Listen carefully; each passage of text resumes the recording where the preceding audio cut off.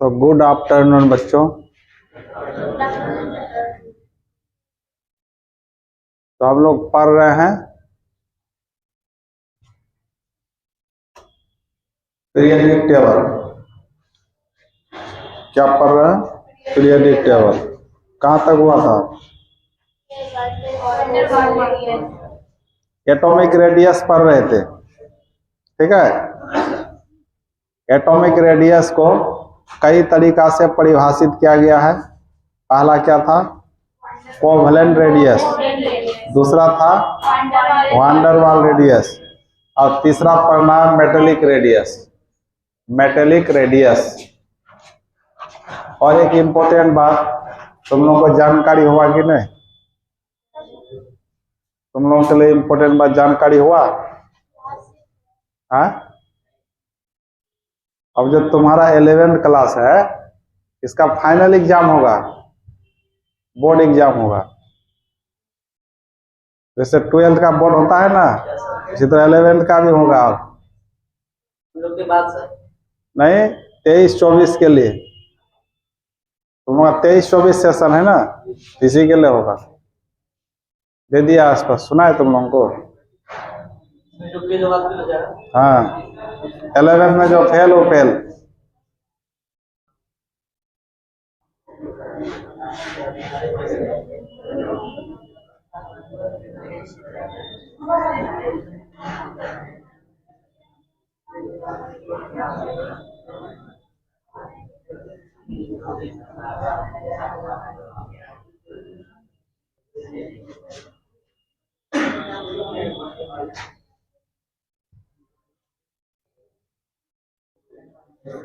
क्या सुनो, अब 11वीं कक्षा की भी होगी वार्षिक परीक्षा।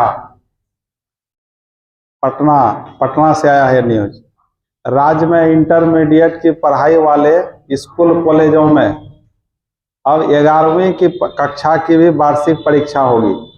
यह व्यवस्था शैक्षिक सत्र 2023 चालू से लागू की गई है। लागू हो गया है, 23 से 24 से लागू की गई है। 23-24 ही ना तुम लोग? इस बाबत 23 से 25 12th लगा के ना हुआ, 23-24 11th ना हुआ। इस बाबत माध्यमिक शिक्षा निदेशक कन्हैया प्रसाद श्रीवास्तव द्वारा राज्य के सभी जिलों के शिक्षा पदाधिकारियों को दिए गए। इसके बाद अगला पृष्ठ आगे है, इसमें नहीं दिया है। अतः स्पष्ट हो गया इससे कि तुम्हारा एग्जाम होगा। अब 11 में पढ़ना उतना ही जरूरी है जितना 12। और हम लोगों को भी अब सिलेबस 11 का पूरा पढ़ाना पड़ेगा, समझ गए ना? इधर उधर करोगे तो गया। बहुत बच्चा 11 ध्यान नहीं देता है ना। बहुत अच्छा किया है, बहुत अच्छा हुआ है। इससे तुम्हारा भविष्य अच्छा होगा, क्योंकि कंपटीशन में तो केवल 12 का ही थोड़े पूछता है, 11 से भी ना पूछता है। तो कंपटीशन व्यू से तुम्हारे लिए अच्छा हुआ। 11 भी पढ़ना है, 12 भी पढ़ना। इसलिए जो बच्चा लापरवाह रहता है, 11th में ध्यान नहीं देता है, तो सबके लिए अब मस्ती खत्म हो जाएगा। पढ़ेगा तो ठीक है, नहीं तो जाएगा, फेल तो फेल।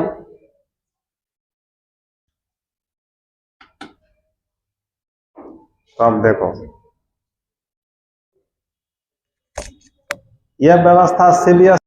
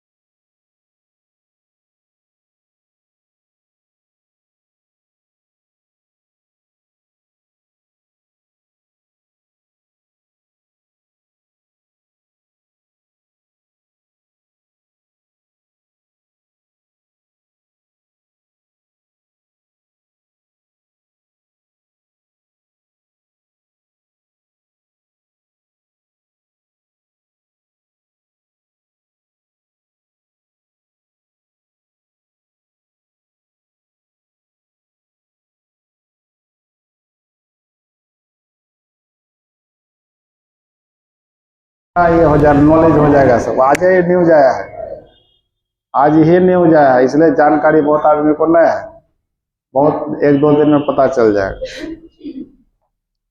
तो आप लिखो, हम लोग पढ़ रहे थे एटॉमिक रेडियस। तो एटॉमिक रेडियस में तीसरा नंबर क्या है? Metallic radius. क्या है? Metallic radius.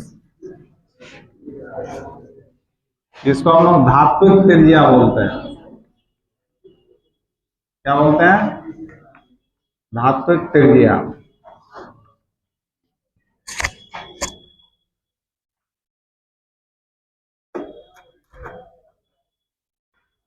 धात्विक त्रिज्या नाम से पता चलता है। धात्विक, धातु, धात्विक का मतलब क्या? धातु, मेटल। धातु कौन है जानते हो ना? जैसे लोहा क्या है? धातु। एल्युमिनियम क्या है? सोना क्या है? चांदी क्या है? धातु है। जैसे एक देखो, एक लोहा का छड़ है, ये लोहा का छड़ है, तो इसको लोहा का क्रिस्टल कहा जाएगा। क्या कहा जाएगा? क्रिस्टल। जैसे चीनी होता है, तो चीनी में छोटा छोटा टुकड़ा होता है, वही हुआ क्रिस्टल, उसे क्रिस्टल कहते हैं। आ रहा समझ में? तो ये लोहा है, तो ये लोहा का ये क्या कहलाएगा? क्रिस्टल। तो लोहा लोहा है, तो इसमें छोटा छोटा कण होगा, ये छोटा छोटा कण इसका क्या कहलाएगा? परमाणु कहलाएगा। लोहा क्या है? तत्व है ना। लोहा क्या है? तत्व है। लोहा का छड़ एक तत्व है, और यह किससे बना होता है? परमाणु से बना होता है। अर्थात लोहा का जो क्रिस्टल है किससे बना हुआ है? परमाणु से बना हुआ है। तो इस सभी परमाणु को हम लोग ऐसे दिखाते हैं, ऐसे दिखाते हैं।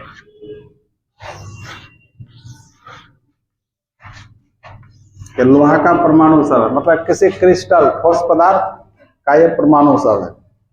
और भी हो सकता है, बहुत सारा हो सकता है, अनगिनत, ऊपर नीचे दाएं बाएं आगे पीछे कुछ भी हो सकता है, इसी तरह होगा। तो मान लिया ये लोहा का एक क्रिस्टल है, सोना का एक क्रिस्टल है, चांदी का एक क्रिस्टल है, और उसका ये सब क्या है? परमाणु सब है। इसमें कोई भी दो परमाणु ले लो, नजदीक वाला परमाणु, यही दो, तो इसका न्यूक्लियस केंद्र यहाँ होगा, इसका केंद्र यहाँ होगा, और दोनों के बीच का दूरी ये होगा। तो दोनों के बीच का दूरी को क्या मानेंगे? डी। अब इसी का आधा कर दो, dy2 हो जाएगा। ये कहलाएगा metallic radius, dy2, metallic radius. तो परिभाषा अब क्या होगा?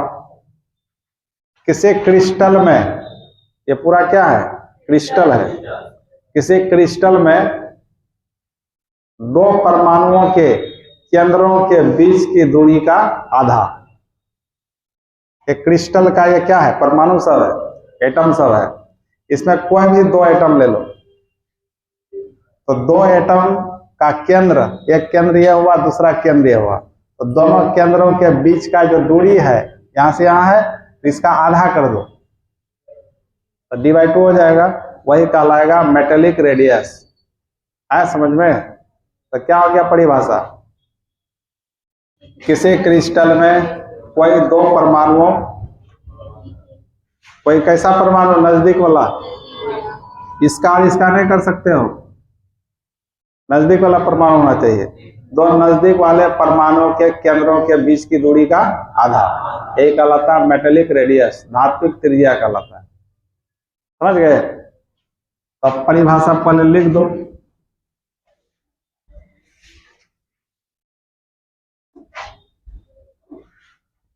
तो लिखो, किसी क्रिस्टल, क्रिस्टल को हिंदी में रवा बोलते हैं, रवा।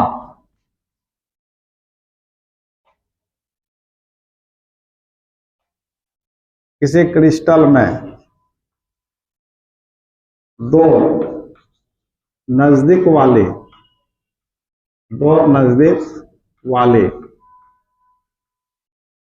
परमाणुओं, दो नजदीक वाले परमाणुओं के केंद्रों के बीच की, केंद्रों के बीच की दूरी का आधा, आधा क्या कहलाता है बताओ? मेटेलिक रेडियस कहलाता है, धात्विक रेडियस त्रिज्या कहलाता है। मेटेलिक रेडियस कहलाता है, कहलाता है। उसके बाद इसको उतार लो। ये तुम्हारा क्या है बच्चों? क्रिस्टल है।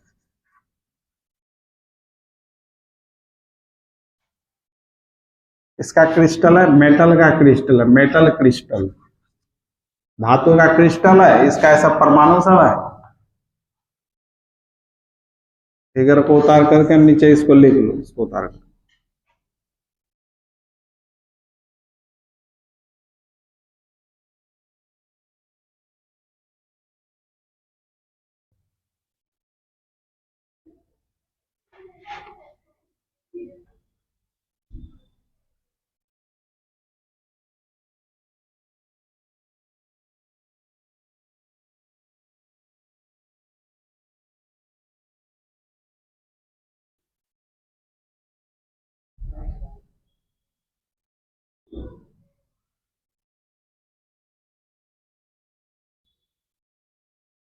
एग्जाम चल रहा है तुम लोगों का?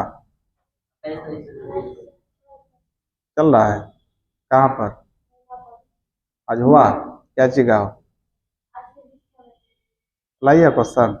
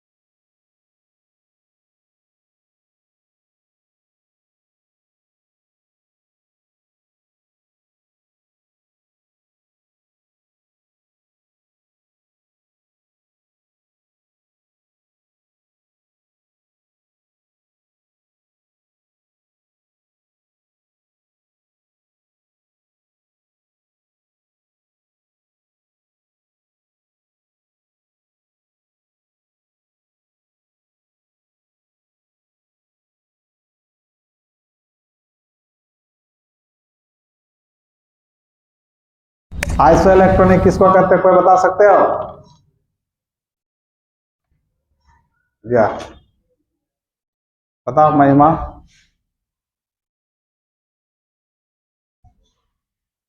शबनम कुमारी, काजल कुमारी, कोई नहीं। तुम लोग?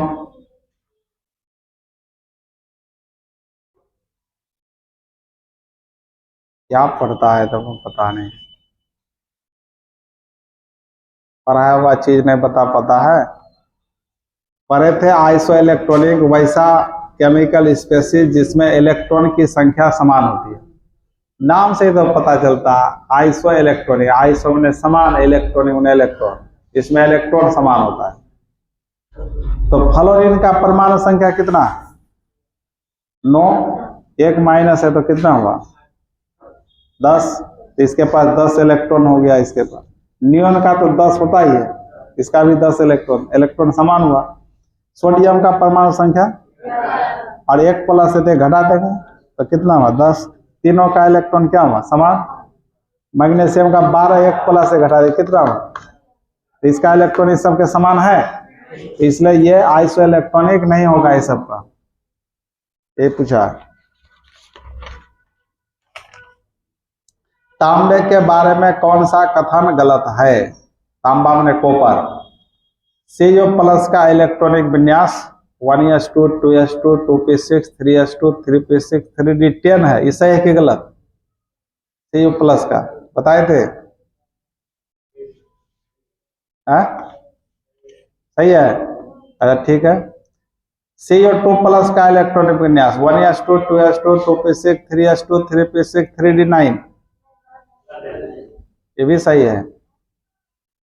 तांबे के परमाणु का इलेक्ट्रॉनिक विन्यास 1s2, 2s2, 2p6, 3s2, 3p6, 4s1, 3d10, ये भी सही है। तत्वों के तांबे के परमाणु का इलेक्ट्रॉनिक विन्यास 1s2, 2s2, 2p6, 3s2, 3p6, 4s2, 3d9, यही गलत है तुम्हारा, यही गलत है, ये नहीं होता है। 3d9 को क्या कर दिया जाता है? 10। ये सब टोटल बताए हुए हैं। Cu प्लस का भी बताए हुए हैं, Cu2 प्लस का भी बताए हुए हैं, कॉपर का ही बताए हुए हैं। तो देखो तुम लोग पढ़ते नहीं हो।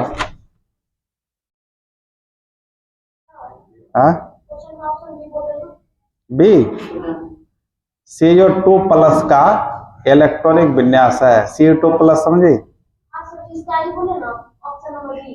वही बोल रहे हैं 1s2, 2s2, 2p6, 3s2, 3p6, 3d9, नहीं होगा?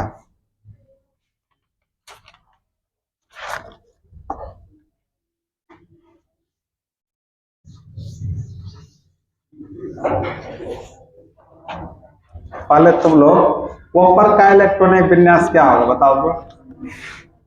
1s2, 2s2, 2p6, 3s2, 3p6, 4s1, 3d10, यही ना होता है? यह भी ऑप्शन में है, सही ना हुआ? अब कहता है Cu प्लस, इसका भी विन्यास दिया हुआ है। Cu प्लस का मतलब क्या होगा?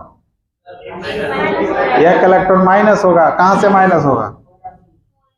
4s1 से ना, ये खत्म हो गया, ये खत्म, तो बचा क्या? 1s2, 2s2, 2p6, 3s2, 3p6, 3d10, इसका ये दिया हुआ है, ये भी ना सही हुआ।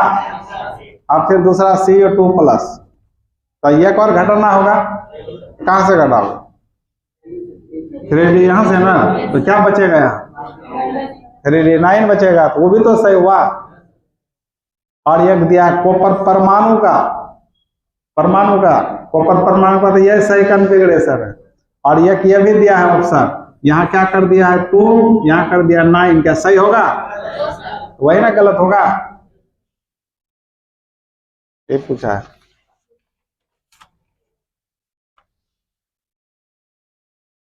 नहीं पढ़े हो, नहीं पढ़े हो?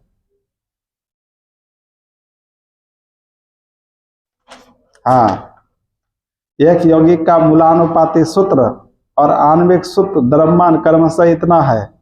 यौगिक का आणविक सूत्र क्या होगा? इस टाइप का भी बताए हुए हैं। मॉलिकुलर फॉर्मूला, एम्पिरिकल फॉर्मूला बताए थे ना, उसी पर है क्वेश्चन। निम्नलिखित में किसमें अणुओं की संख्या अधिकतम है? 2 gram hydrogen, 7 gram nitrogen, 16 gram oxygen, 16 ग्राम NO2, ये सब तो निकालना पड़ेगा। आवर्त सारणी का 9वां तत्व रहता है। 9वां तत्व कौन है आवर्त सारणी का? 9वां तत्व फ्लोरीन है। फ्लोरीन है ना, ये भी पता नहीं है तुमको। पहला तत्व कौन है? हाइड्रोजन। दूसरा हीलियम। तीसरा लिथियम। चौथा बेरिलियम। पांचवा बोरॉन। छठा कार्बन। सातवां नाइट्रोजन। आठवां और 9वां फ्लोरीन न हुआ। तो वही कहता आवर्त सारणी का 9वां तत्व रहता है। दूसरी आवर्त में, मतलब सेकेंड पीरियड में, थर्ड पीरियड में, फोर्थ पीरियड में, फिफ्थ पीरियड में, किसमें होगा? सेकेंड पीरियड में होगा। फ्लोरीन का इलेक्ट्रॉनिक विन्यास बताओ। 1s2, 2s2, 2p5, 5 2 7 2 9। तो सबसे बड़ा ऑर्बिट कौन है? 2 ना, तो सेकेंड पीरियड का होगा। तो बताया हुआ है। तो तुम्हारा पढ़ा हुआ चैप्टर 3 चैप्टर से पूछा है। एक पहला mole concept, some basic concept of chemistry से पूछा है। दूसरा एटॉमिक स्ट्रक्चर से पूछा है बहुत क्वेश्चन। तीसरा पीरियडिक टेबल से भी पूछा है, जो हम लोग पढ़ रहे हैं।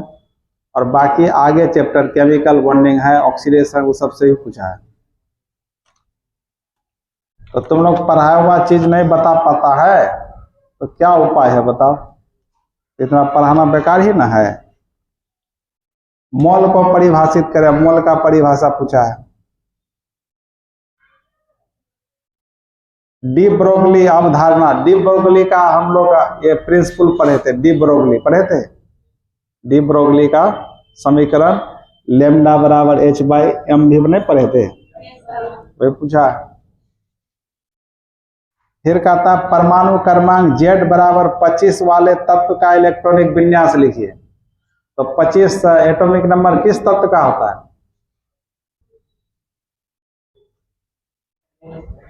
है? मैग्नीज का ना होता है, यह भी पता नहीं। मैग्नीज का एटॉमिक नंबर क्या होता है? 25। तो इसी का इलेक्ट्रॉनिक विन्यास लिखने पूछा है। नहीं लिखोगे? नहीं लिख पाओगे?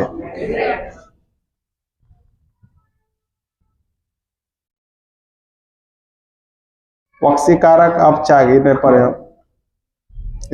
हाँ, रदरफोर्ड के परमाणु मॉडल की व्याख्या करें। तो पढ़ाए हुए हैं। रदरफोर्ड का परमाणु सिद्धांत पढ़ाए थे? क्या हुआ? बोर के मॉडल का उपयोग करके हाइड्रोजन परमाणु के लिए 9वीं कक्षा की त्रिज्या के लिए व्यंजक प्राप्त करें। बताए थे? बोर का परमाणु सिद्धांत पढ़ा करके हम लोग फिर पढ़े थे बोर के सिद्धांत का अनुप्रयोग। 3 चीज निकाले थे, त्रिज्या निकाले थे, वेलोसिटी निकाले थे और एनर्जी निकाले थे। तो रेडियस वाला पूछा है, पूरा रेडियस निकालने वाला पूरा पूछा है। पूरा हम डिटेल से बताए थे ना, वही पूछा है। अफबॉ का सिद्धांत क्या है? ये भी पढ़ाया हुआ है। अफबॉ का प्रिंसिपल किसी बिलियन की मोलरता में नहीं पढ़े हो। ऑप्टिकल आइसोमर्स ऑब्जेक्ट ऑर्गेनिक का पूछ लिया। तो अब तक जितना चीज पढ़े हैं उसे तो पूछा ही है, और नहीं पढ़े वो सब भी पूछा है। समझ गए? तो इसी टाइप से तुम्हारा फाइनल एग्जाम भी होगा। जैसे अभी मंथली टेस्ट ले रहा है ना, उसी तरह फाइनल एग्जाम भी लेगा।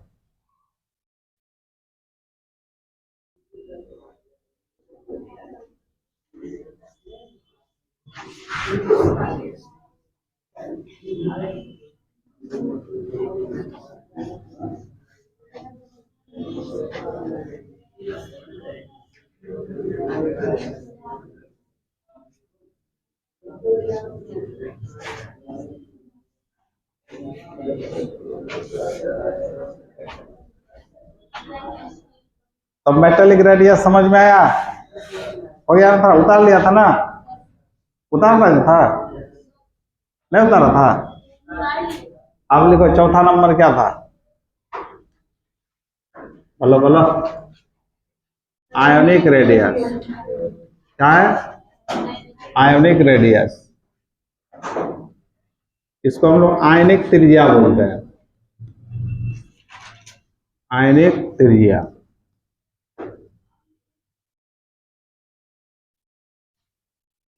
आयनिक त्रिज्या क्या होगा?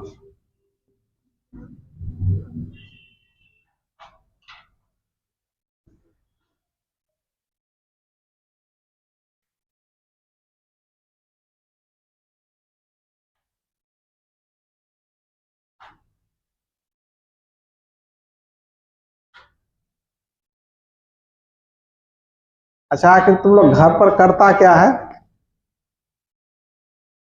घर पर तुम लोग करता क्या है? कटिहार जब पढ़ने के लिए आए हो, या क्या क्या करता है तुम लोग पढ़ाई के अलावा? पढ़ता तो नहीं है, बता नहीं पा रहा है, इसका मतलब पढ़ता नहीं है। क्या करती है काजल, बताओ तो। घर बाहर है ना तुम्हारा, यहाँ क्या करती है, किस उद्देश्य से आई है यहाँ पढ़ने का? कहाँ बता पाती है?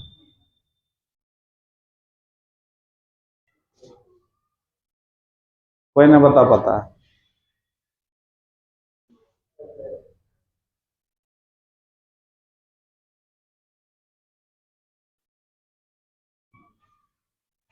अब आयनिक रेडियस क्या है तो समझो। जैसे तुम्हारा सोडियम, ये क्या है, एक परमाणु है। कैसा परमाणु है? कैसा परमाणु है ये? उदासीन परमाणु है। उदासीन क्यों है? इस पर कोई चार्ज नहीं है, प्लस माइनस कुछ नहीं है, उदासीन परमाणु है। अब इसका इलेक्ट्रॉनिक विन्यास क्या होता है? द्वादेक होता है ना। कैसे? इसका परमाणु संख्या 11। 11 कैसे नहीं लिखते हैं? अब ये क्या करता है बोलो? ये अष्टक पूरा करना चाहता है। अष्टक का मतलब समझते हो? क्या? अंतिम कक्षा में आउटर मोस्ट ऑर्बिट में 8 इलेक्ट्रॉन को पूरा करना चाहता है। इसका अंतिम में कितना है? कितना का कमी है? 7 का कमी है। तो कोई 7 इलेक्ट्रॉन देगा इसको? इसलिए अपना इलेक्ट्रॉन हटाकर तब बाहर में 8 पूरा करता है। इसलिए सोडियम यहां से एक इलेक्ट्रॉन को त्याग देता है, निकाल देता है। माइनस का मतलब निकालना है। और यहाँ एक इलेक्ट्रॉन पर यह माइनस चार्ज, इलेक्ट्रॉन पर नेगेटिव चार्ज होता ही है, उसी को दिखाया है। तो इसलिए यहाँ सोडियम पर क्या हो जाएगा? Plus charge. अब यह तुम्हारा आयन बन गया है, उस पर चार्ज आ गया तो क्या हो गया? आयन। तो सोडियम का आकार देखा जाए तो ये बीच में इसका नाभिक होगा। ये फर्स्ट ऑर्बिट है, ये सेकेंड ऑर्बिट है, ये थर्ड ऑर्बिट है। ये फर्स्ट ऑर्बिट में कितना इलेक्ट्रॉन? 2 इलेक्ट्रॉन को ऐसे दिखा, एक ऐसा दूसरा ऐसा। सेकेंड ऑर्बिट पर 1 2 3 4 5 6 7 8। और थर्ड ऑर्बिट पर 1 इलेक्ट्रॉन। अब यहां से एक इलेक्ट्रॉन निकल गया तो बचाव कितना? तो इसके पास कितना हो गया? 2 8 हो गया। इसका मतलब ये सोडियम आयन के पास 2 ही ऑर्बिट हुआ, ये तो न्यूक्लियस हो गया। ये फर्स्ट ऑर्बिट पर कितना इलेक्ट्रॉन? 2। और सेकेंड पर 8। 2 3 4 5 6 7 8। ये उदासीन परमाणु का त्रिज्या यहां से यहां होगा। ये एटॉमिक रेडियस कहलाया। और यह आयन है तो यहां से यहां आयन का रेडियस हुआ, इसी का नाम आयनिक रेडियस हुआ। आयन का, किसी आयन का जो त्रिज्या होगा उसी का नाम क्या होता है? Ionic radius. नहीं हुआ क्या? तो अब ये जो आयनिक रेडियस है तो इसका परिभाषा अब क्या होगा? तो किसी आयन के, यह किसका आयन है? सोडियम का आयन है। तो किसी आयन के न्यूक्लियस के केंद्र से उसके आउटरमोस्ट ऑर्बिट के बीच का दूरी ही क्या कहलाएगा? आयनिक त्रिज्या। किसी आयन के न्यूक्लियस के केंद्र से उसके आउटर मोस्ट ऑर्बिट के बीच का दूरी क्या कहलाएगा? Ionic radius. अब ये जो आयन बना है इस परमाणु से है ना बना है, ये अपना इलेक्ट्रॉन निकाल दिया तब ना इसका जन्म हुआ। इसका जन्म किससे हुआ होगा? इससे। तो इसलिए इसके लिए ये जो परमाणु है ये कहलाता है जनक परमाणु। क्या कहलाता है? जनक परमाणु। जनक मतलब पिता, जनक मतलब माता पिता। पिता ही जन्म खाली दे देता है, माता पिता। तो इसलिए सोडियम से क्या बना है? Na+। तो सोडियम प्लस, सोडियम आयन का जन्म किससे हुआ? सोडियम परमाणु से हुआ। इसलिए Na+ का ये क्या कहलाएगा? जनक परमाणु। तो बताओ इसका त्रिज्या बड़ा है कि इसका त्रिज्या बड़ा है? सोडियम परमाणु का त्रिज्या बड़ा है और उसका त्रिज्या छोटा है। और जिस आयन पर प्लस चार्ज होता है उसको केटायन कहा जाता है। क्या कहते हैं इसको?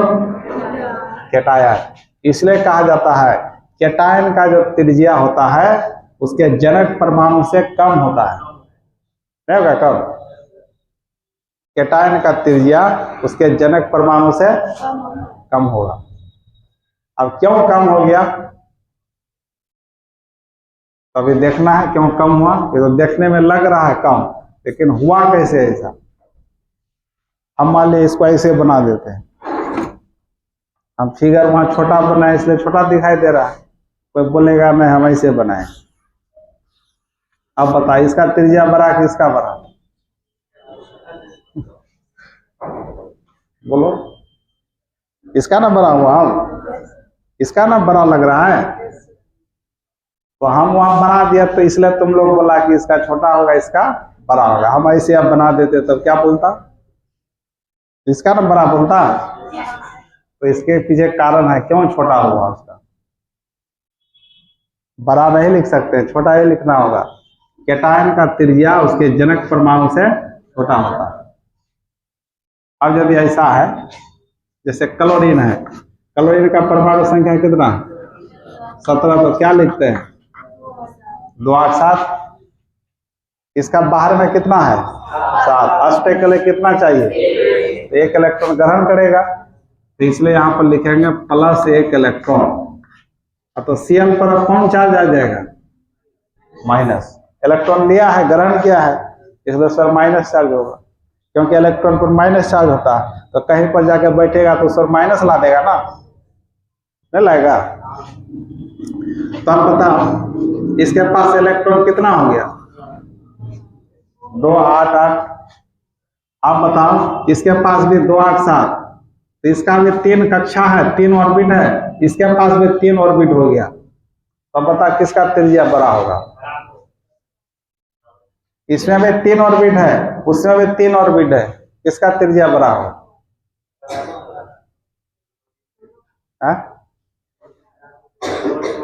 बोलो बोलो। उसका क्या होगा? बड़ा होगा, बराबर होगा। तो माँ बाप और बाल बच्चा कभी बराबर होता है? इसी से ना जन्म लिया होगा। तो ये माँ बाप हो गया, ये बच्चा हो गया, तो दोनों बराबर होगा कभी? या तो छोटा होगा या बड़ा होगा। मान लिया माँ बाप से कोई बच्चा जन्म लिया, वो पढ़ लिख करके बहुत बड़ा वैज्ञानिक बन गया, तो माँ बाप की अपेक्षा बड़ा ही ना हो गया नॉलेज में, सब चीज में। और कोई माँ बाप से बच्चा जन्म लिया, पढ़ा लिखा में मूर्ख रह गया, तो छोटा ही ना रहेगा। तो यहाँ पर अब ये बड़ा हो जाएगा। अब बड़ा क्यों होगा ये समझना पड़ेगा। यदि हम ऐसे रहते, इसका 3 ऑर्बिट ऐसे दिखाते और इसका 3 ऑर्बिट ऐसे दिखाते, अब बता किसका साइज बड़ा होगा? उसका छोटा लग रहा है ना, तो अब तो बोलोगे उसका छोटा है, लेकिन वास्तव में इससे क्या होता है? बड़ा होता है। इसका निर्धारण कैसे होगा? ये फिगर देखने से नहीं होगा, इसका कारण समझना होगा, क्यों छोटा होगा क्यों बड़ा होगा। समझ गए? तो बताते हैं, बताएंगे। पहले इसका परिभाषा लिख लो।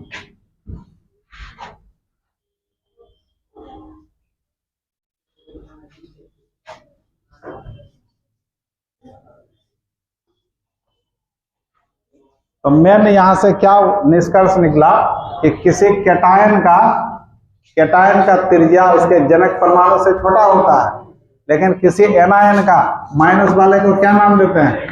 एनायन। एनायन का त्रिज्या उसके जनक परमाणु से बड़ा होता है। इतना जान लो, कारण बताएंगे। तो पहले इसका परिभाषा ले लो। किसी आयन के न्यूक्लियस के केंद्र और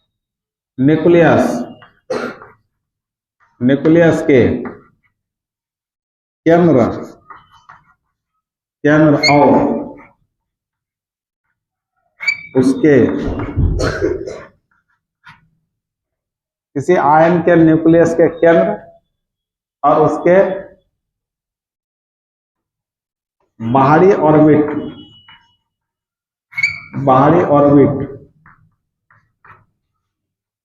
के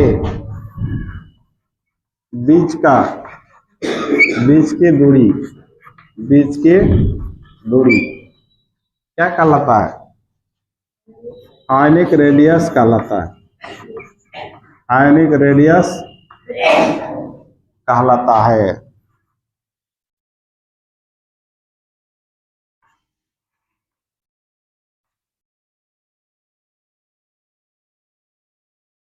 ठीक है, आयनिक रेडियस समझ में आया?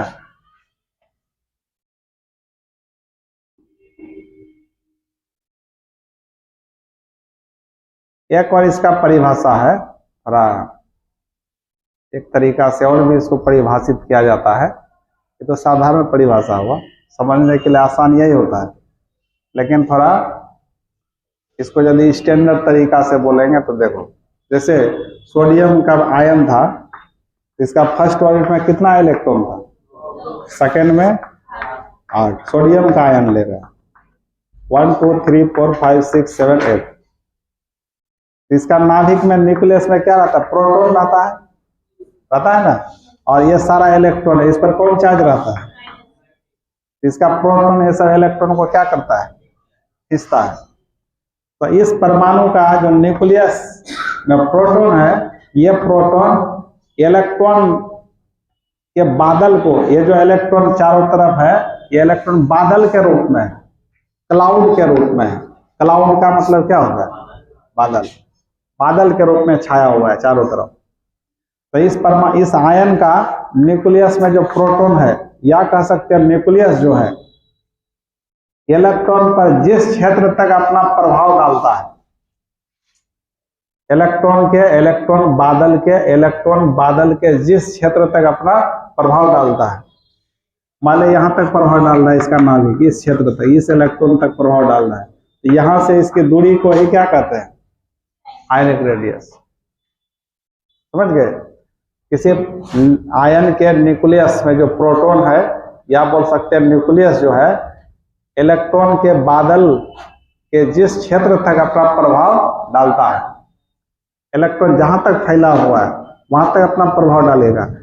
तो न्यूक्लियस और उस इलेक्ट्रॉन के बीच का जो दूरी होगा, उसी का नाम होगा आयनिक रेडियस।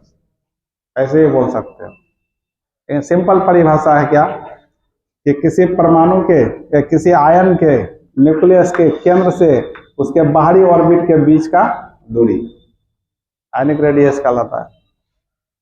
तो आयनिक रेडियस दो प्रकार का हो सकता है, एक कैटायनिक रेडियस, एक एनायनिक रेडियस। आयन दो प्रकार का ही ना होता है। कौन कौन? आयन कौन कौन प्रकार का होता है? कैटायन और एनायन। तो कैटायन का रेडियस कैटायनिक रेडियस कहलाएगा, आयन का रेडियस, एनायन का रेडियस एनायनिक रेडियस कहलाएगा। आ रहा है समझ में? तो कैटायन का रेडियस उसके जनक परमाणु से क्या होगा? छोटा होगा ना, और एनायन का रेडियस उसके जनक परमाणु से बड़ा होगा। इसी बात को प्रूव करना है। कैसे कर दे क्या? अब देखो बच्चा, जैसे यहाँ सोडियम था 281, ये एक इलेक्ट्रॉन को क्या किया था, निकाला था, तो क्या बना था Na+। ये क्या कहलाया, कैटायन। इसको हिंदी में क्या कहते हैं, धनायन। इसके पास क्या बचा, अब इसका आकार देखेंगे तो न्यूक्लियस, इसका परमाणु संख्या कितना है 11, तो इसके नाभिक में भी क्या रहेगा 11+ रहेगा, और चारों तरफ फर्स्ट में 2 इलेक्ट्रॉन, सेकंड में 3 4 5 6 7 8, थर्ड में 1 इलेक्ट्रॉन। तो परमाणु संख्या जितना होता है वही ना प्रोटॉन की संख्या होता है। तो सोडियम के नाभिक में कितना प्रोटॉन होगा, 11 प्रोटॉन होगा। तो प्रोटॉन को P+ से दिखाते हैं, इसका संख्या कितना है 11। तो 11 इलेक्ट्रॉन भी तो है, परमाणु संख्या ही प्रोटॉन होता है, परमाणु संख्या ही इलेक्ट्रॉन होता है, जानते हो ना। इसलिए सोडियम के नाभिक में 11 प्रोटॉन होगा, चारों तरफ 11 इलेक्ट्रॉन भी होगा, नहीं होगा क्या? तो अब देखो, अब इसमें आ जाओ, इसके पास प्रोटॉन कितना रहेगा Na+ के पास,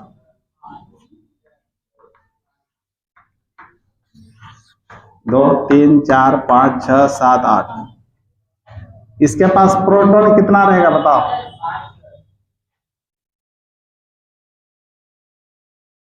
हाँ 11 रहेगा। प्रोटॉन कितना रहेगा 11 ही रहेगा। क्यों? ये जो है यहाँ किसका त्याग किया है, इलेक्ट्रॉन का त्याग किया, प्रोटॉन का तो त्याग नहीं किया है। तो प्रोटॉन 11 था तो उसमें भी 11 ही ना रहेगा, घटेगा क्या उसका इलेक्ट्रॉन, तो इसमें इलेक्ट्रॉन कितना हो जाएगा 10 हो जाएगा, नहीं हुआ? तो प्रोटॉन पर प्लस चार्ज, इसको मान लो दूल्हा, क्या मान लोगे, प्लस वाले को क्या मानोगे दूल्हा, और ये माइनस को क्या मानोगे दूल्हा, समझ गया? यहाँ भी प्लस वाले को क्या मानोगे दूल्हा, और इसको क्या मानोगे दूल्हा। अभी शादी का मौसम शुरू हुआ है, तो दूल्हा दुल्हन ही ना होता है। अब देखो, कहीं एक जगह सामूहिक शादी हो रहा है, कहीं एक जगह सामूहिक शादियां हो रहा है, मतलब शादी के लिए वहाँ क्या कहते हैं मेला लग गया है, कि मेला में शादियां हो रहा है। तो उस मेला में जुटा है 11 दूल्हा जुटा है, 11 दुल्हन भी जुटा है। तो यहाँ देखो, और फिर क्या है दूसरा मेला में 11 दूल्हा है लेकिन दुल्हन बचे हैं, तो कहाँ आकर्षण ज्यादा होगा, कहाँ आकर्षण ज्यादा होगा बताओ? यहाँ 11 दूल्हा 11 दुल्हन है, वहाँ 11 दूल्हा है 10 दुल्हन है, तो कहाँ मारामारी होगा बताओ?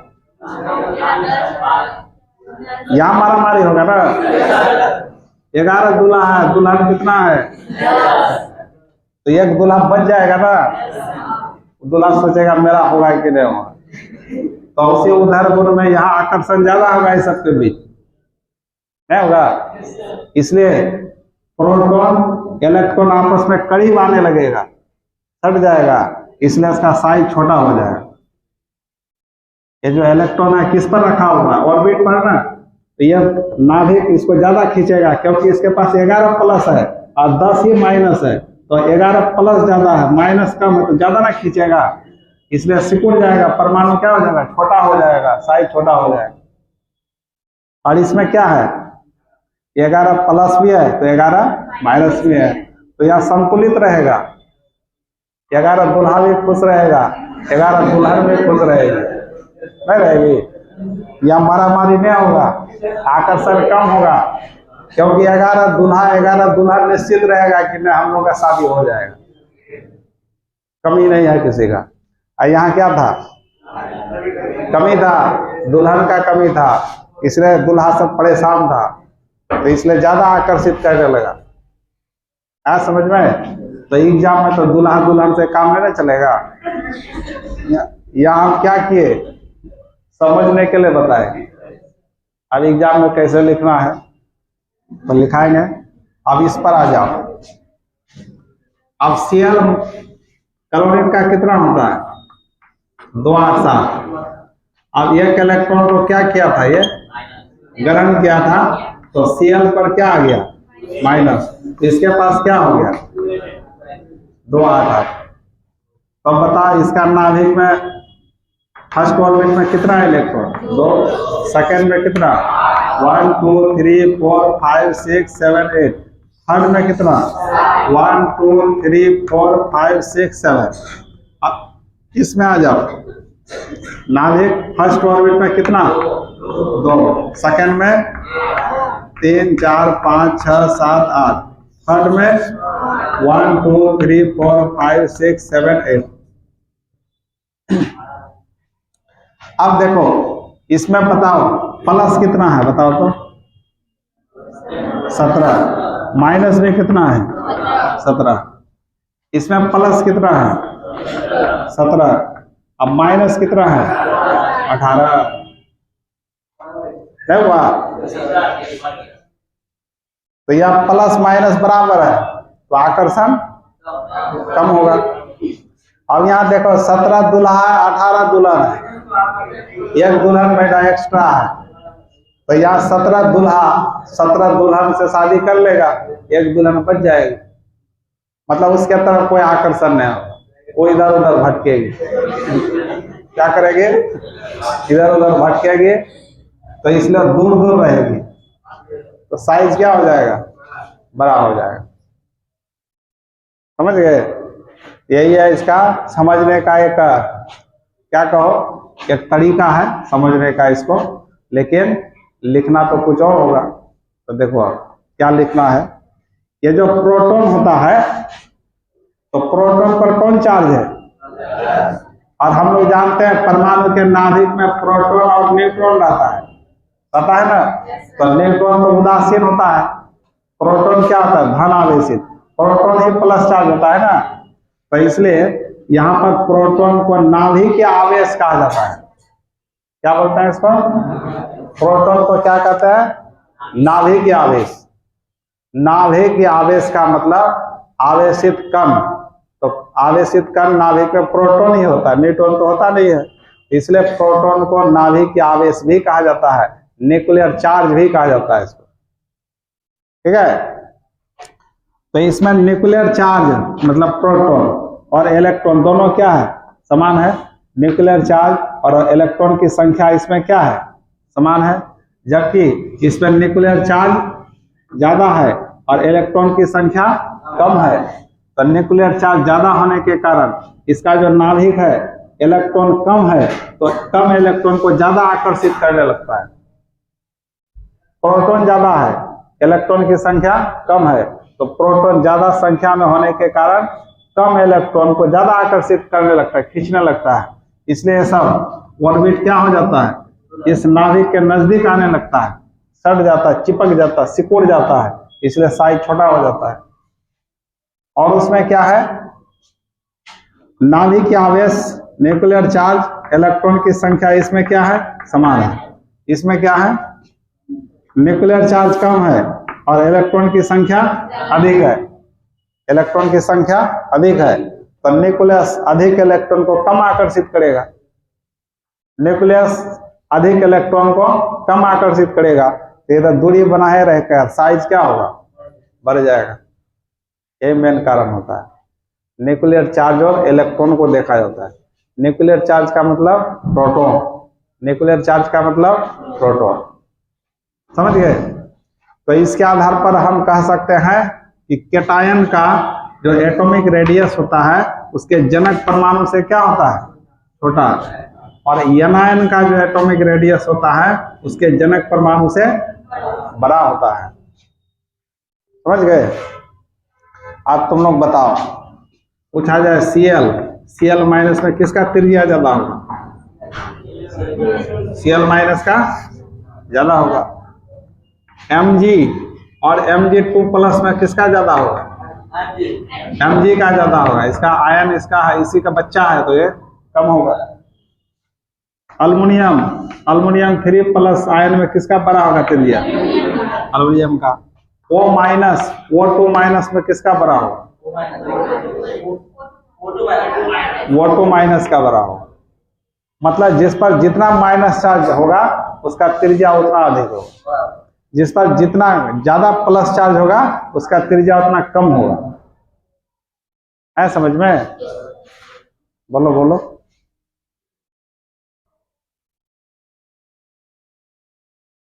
तो आप तुम लोग कहाँ तक, इसका तो परिभाषा लिखा दिए थे ना? तो आप लिखो स्टार देकर। क्या लिखोगे स्टार देकर? बोलो, कुछ बोलो। केटायन का हिंदी क्या होता है? धनायन का आयनिक रेडियस उसके जनक परमाणु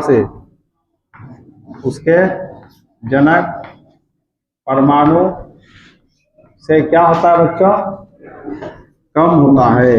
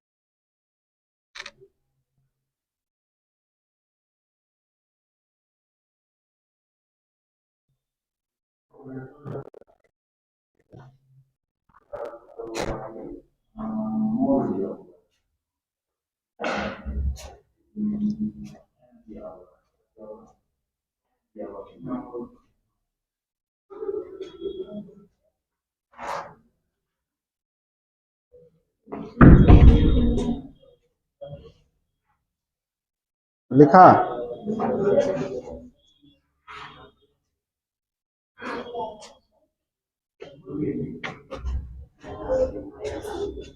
केटायन का आयनिक रेडियस उसके जनक परमाणु से कम होता है।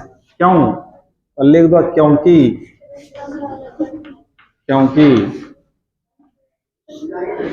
उससे आगे लिखो नीचे में क्योंकि पहला नंबर।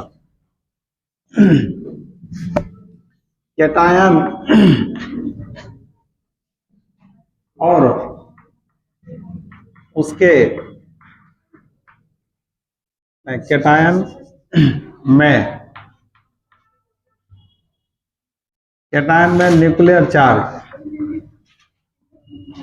चार्ज मतलब समझते हो? नाभिक आवेश किसको कहा गया?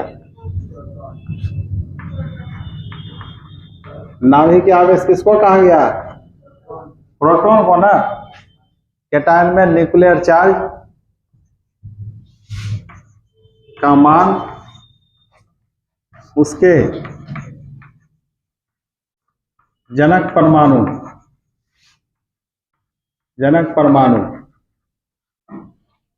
के बराबर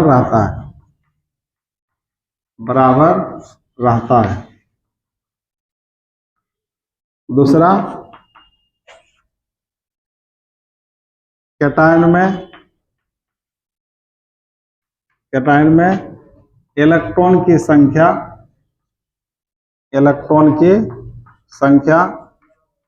उसके जनक परमाणु से क्या होता है बच्चों? जनक परमाणु से कम होता है।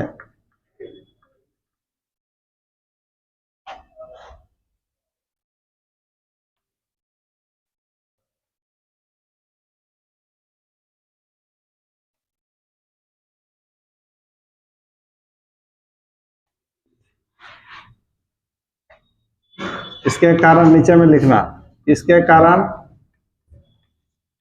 कारण कैटायन के न्यूक्लियस और उसके इलेक्ट्रॉन्स के बीच आकर्षण बल क्या होगा? आकर्षण बल क्या होगा बोलो? बढ़ जाता है।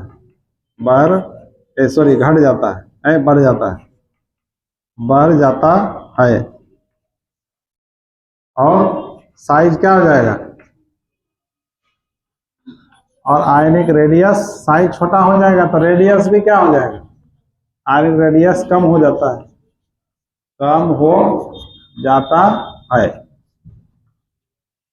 ये हुआ तुम्हारा कारण।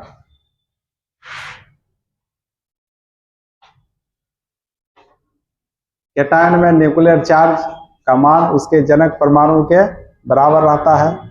कैटायन में इलेक्ट्रॉन की संख्या उसके जनक परमाणु से कम हो जाता है।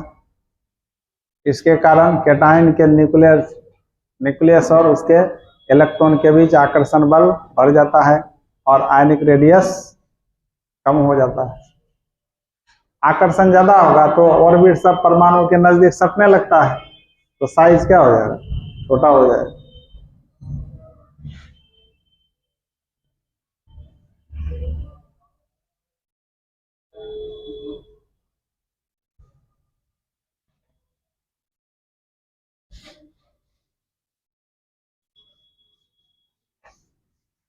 एग्जाम्पल ले लो इसका। एग्जाम्पल, ये सोडियम 281 है। ये क्या है? इसका जनक परमाणु। और इसी से क्या जन्म लिया था? एक इलेक्ट्रॉन हटाने के बाद Na+। ये क्या कहलाया तुम्हारा? कैटायन। और इसके पास कितना इलेक्ट्रॉन हो गया? 2 8।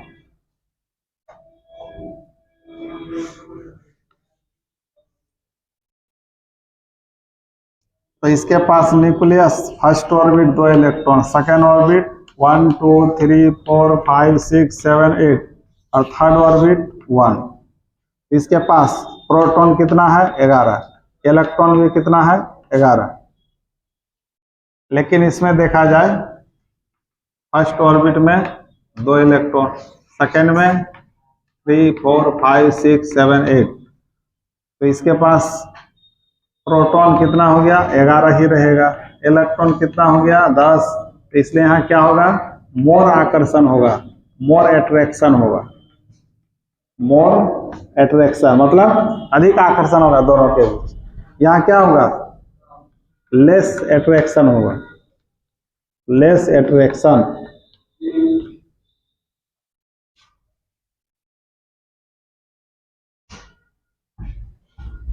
बता दो।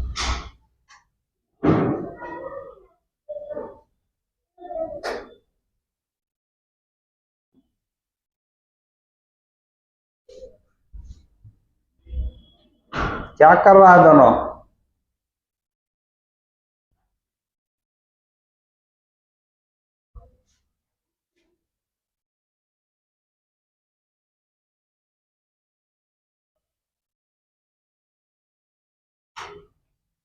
उतार लिया?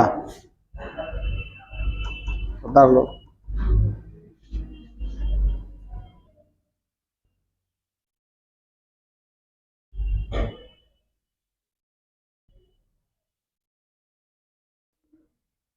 ये क्या लिखा है पढ़ लोगे ना? क्या लिखा हुआ है? Less attraction. वहां क्या लिखा हुआ है? मोर एट्रैक्शन। लिख लोगे ना? जो नहीं लिख पाओगे मत लिखना।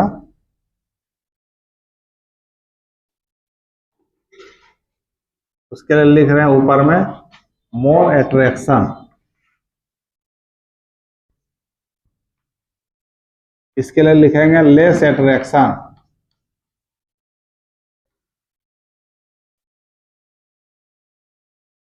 यहाँ लेस एट्रैक्शन है, वहां मोर एट्रैक्शन है।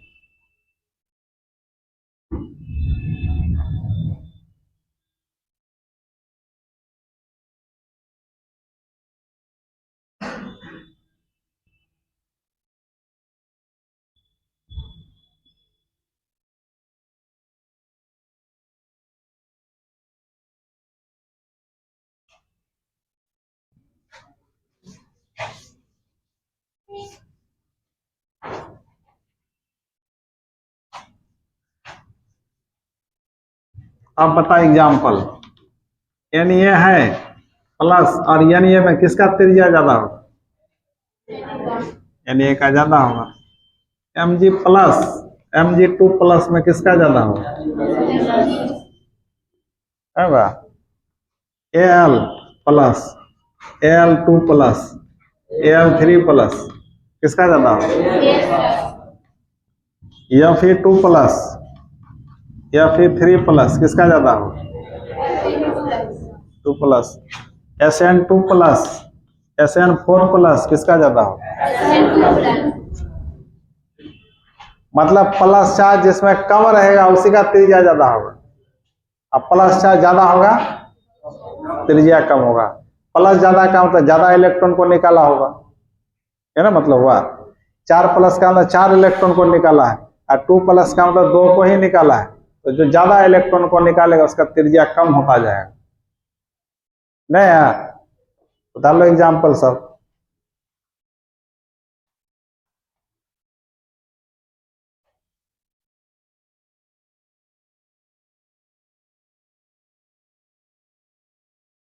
तो आज का क्लास यहीं तक।